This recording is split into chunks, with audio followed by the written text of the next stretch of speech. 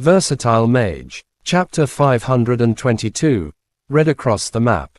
Hello, brother fan. You're asking about Boss Zan Kong. I don't know either. I had completely forgotten about him if you hadn't mentioned him. I haven't heard from him for a long time. I'm in the middle of a mission, so I won't be able to contact him for some time, but I heard that he went missing after returning to Bo City with the Darkwing Wolf's head. Alright, I'll call you immediately if I hear anything from him, but I will be on a mission for some time. I don't know when I'll be back at headquarters. How's the Flame Bell doing? I'm fine. I'm the best at running in the whole team. How could I possibly not outrun my enemy if I can't beat them in a fight? We're all soldiers, so none of us will desert the others. Those who manage to make it back safely will report on the situation back to headquarters. Even if the others are dead, I'll still be fine. Zhang Xiaohe was talking to Mo Fan with his earpiece. They had not arrived at the area around Xianqi yet, thus they were not required to stay on high alert. After hanging up on the call, Wang Tong glanced at him with a gloomy look and blurted out unpleasantly, "Who were you cursing to be dead? I can guarantee that if someone's going to lose their life on this mission, it will be you for sure." He, I was just using it as an example, said Zhang Xiaohe, scratching his head. You can't even use it as an example. Who's the guy on the phone? I heard you call him brother. Didn't you say you're an only child? Wang Tong continued on with the conversation in boredom. We grew up on the same street. He's just like my brother, looking after me since I was little, even now, said Zhang Xiaohe. You're a soldier, talented among the intermediate magicians. Why do you sound like you're still a kid being looked after? Said Wang Tong. He's a lot stronger than me. Alright, we've got plenty of those talented maniacs in the army, yet none of them were able to clean up these filthy things. The 9-man team gradually made their way toward Xianqi. Xianqi was merely the name of a place where there were rarely any plants on the surface. The soil was soft, and usually covered in thin white sand. The white sand was in fact the dust from corpses that had undergone long exposure to the sun and wind. It looked exactly the same as salt sprinkled over the ground.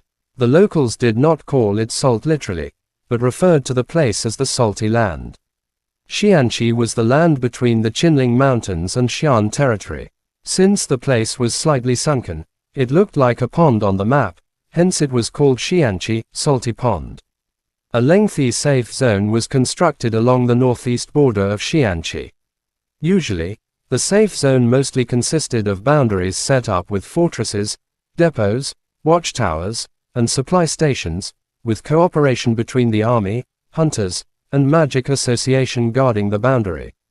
However, the demon beasts in the vicinity of the ancient capital were fairly different, so the safe zone of the ancient capital was not very stable, only consisting of a long wall around the boundary area. The wall, constructed by earth magicians, served as a layer of defense. As the walls were moved around quite often according to the activity of the undead, some of the villages that were initially within the safe zone would suddenly be excluded from it at times. If a village was located along the coastline in the south or north, it was extremely dangerous to be outside of the safe zone. The village would be trampled to ashes within a few years, leaving not a single survivor behind. Meanwhile, the villages located on the edge around the ancient capital had the unique methods of avoiding the undead. Hence, there were still villages outside of the safe zone, quite a lot of them, actually. These villages were commonly referred to as the villages of miracles by the magic associations in other countries, since the villages were utterly fearless, living outside of the safe zone. Our first destination is here, the Sunny Goat Village. It's located around the foothills of the Qinling Mountains, with around 30 villages. Captain Qin, who had come down from the sky holding a seemingly new map in his hand. It was extremely important to get their hands on the latest maps if possible, as only the new maps contained information about the recent changes to the landscape in the area. The name of the village sounds quite cheerful, said the naughty kid in the team, Lu Hongjing. Enough with the nonsense. Qin, who straightened his face, not giving the others a chance to comment. The Sunny Goat village is around 4 kilometers away from here. The sun is setting soon. Shouldn't we think of a plan? Proposed the female battle mage in the team, Shi Xiaoju. Let's go straight to the village. I don't think it's that complicated. Are you telling me we can't handle a bunch of weaklings? We'll just kill every single one of them when they appear, said Lu Hongjing. Don't be naive. Did you forget that this place has already been inspected before? It's categorized as an orange zone. Qin, who was obviously a cautious leader and immediately spoke up sternly when he saw his team dropping the guard. It's just an orange zone. I spent lots of time roaming the red zones, interrupted Wang Tong. The people of the Hunter Union were in charge of discovering the distribution of the demon beasts in the area, and tagged the areas with different colors to represent the density of demon beasts. The higher the density of demon beasts in the area, the stronger the color used to tag it. The colors started from white to orange, then red, and finally black, correlating to the color of alerts. Green was used to tag the areas in a safe zone. White meant there were only a few demon beasts roaming in the area. An orange zone implied that there were packs of demon beasts residing in the area, so it belonged to a dangerous zone. Only experienced hunters, special squads, and powerful magicians were allowed to enter the area. Red, or simply a blood-colored zone, represented death. It was extremely easy to be flanked by packs of demon beasts, as the number of demon beasts in the area was like a surging tide. There was still purple between red and black. A red zone referred to a kingdom of demon beasts.